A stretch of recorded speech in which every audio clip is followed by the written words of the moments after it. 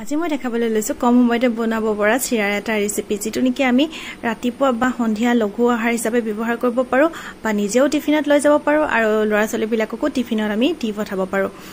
তাৰ কাৰণে মই অলপমান গুমধান লৈছো গুমধানটো প্ৰায় 15 পৰা 20 মিনিট সময় মই বইল কৰি লৈছো কোমল হোৱাকৈ আৰু ইচ্ছা কৰিলে যদি সময় কম থাকে তেতিয়া গুমধান নিদিলেও হয় যেহেতু গুমধান বইল কৰিলে অলপমান সময় লাগে আৰু এয়া লৈছো চিৰাবোৰ মই ভালদৰে ধুই কোমল হোৱা লৈকে অলপ সময় মই তিয়াই ৰাখিছিলো আৰু যেতিয়া কোমল হল তেতিয়া ভালদৰে চিৰাৰ পৰা পানীবোৰ চেপি টুকি ৰাখিছিলো আৰু এতিয়া এটা মই কাচকল দীঘলকৈ কাটি লৈছো আৰু লগতে এটা সৰু পিয়াজ লৈছো আৰু পিয়াজটো মই দীঘলকৈ অলপ মিহিকৈ কাটি লৈছো আৰু লগতে এটা জলকীয়া দিছো জলকীয়া ইচ্ছা কৰিলে দিব পাৰে বা এটাতকে বেছিও দিব পাৰে যদি অকনমান জ্বলা খাই কোনোবাই বেছি ভাল পায় আৰু মই এতিয়া অলপমান কেৰাহীখনত মিঠাতেল দি লৈছো ইচ্ছা কৰিলে আপোনালোকে ৰিফাইন তেল বা ঘি দি ল'ব পাৰে মই মিঠাতেলে দিছো আৰু তাত মিঠাতেলত মই অলপমান নৰসিংহ পাতবোৰ অকনমান মচমচিয়াকৈ ভাজি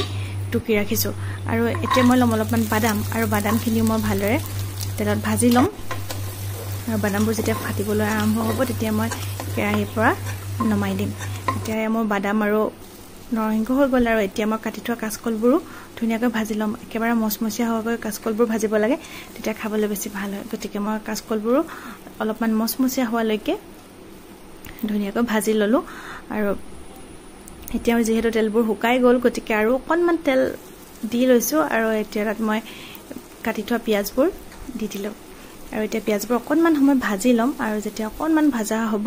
তেতিয়া মই তাত অলপমানিয়া আগদিনাখনে তিয়াই থোৱা কেঁচা বুট আছিলে আৰু বুটখিনিও দিলো আৰু লগতে বইল কৰি থোৱা গুমধানবোৰো দি দিছো এতিয়া মই বুটবোৰ সিজালৈকে গোটেইখিনি ভাজি লম আৰু মই অকনমান গোটা মগু দিছিলো অৱশ্যে এইটো ভিডিঅ'ত মোৰ থাকি গ'ল আৰু এতিয়া গোটেইখিনি সিজাৰ পাছত মই সিজাই থোৱা কাচকল বোৰ ইয়াত আৰু বাদামবোৰ দি দিলো এতিয়া যেহেতু গোটেইখিনি ভালদৰে সিজিয়া আছিলে গতিকে বহুত সময় ভজাৰ প্ৰয়োজন নাই এতিয়া মই তাত অলপমান হালধি দিছো ইচ্ছা কৰিলে হালধি নিদিয়াকেও বনাব পাৰে আৰু যেহেতু মই কতো নিমখ দিয়া নাছিলো গতিকে মই এতিয়া নিমখ দি দিলো আৰু লগতে দিলো মানধনিয়া পাতবোৰ অকনমান মিহিকৈ কাটি পেলাই মই দিছো যেহেতু মানধনিয়া পাত এটা ধুনীয়া গোন্ধ ওলাই ভালো লাগে গতিকে ইয়াত দিলো আৰু লগতে এতিয়া মই ইয়াত দি দিছো চিৰাবোৰ এতিয়া মই চিৰাবোৰ মই ভাজি লম ইয়াৰ লগত মিক্স কৰি লম ধুনীয়াকৈ আৰু লগতে আগতে ভাজি থোৱা নৰসিংহ পাতবোৰ ইয়াত দি গোটেইখিনি একেলগে মিক্স কৰি দিছো এতিয়া মোৰ চিৰা প্ৰায় হৈ গৈছে ইয়াত মই এতিয়া অলপমান দেশী ঘি দি দিম আপোনালোকৰ যদি ঘি নাথাকে তেতিয়া আপোনালোকে ইয়াত বাটাৰো দিব পাৰে তেতিয়া খাবলৈ বেছি ভাল হয় আৰু যেতিয়া মই খাবলৈ লৈছিলো তেতিয়া মই ইয়াত অলপমান মৌজুল দি লৈছিলো কাৰণ মই অকমান চুকা মিঠা হলে খাবলৈ বেছি ভাল পাওঁ গতিকে আৰু ইয়াত আপোনালোকে ইচ্ছা কৰিলে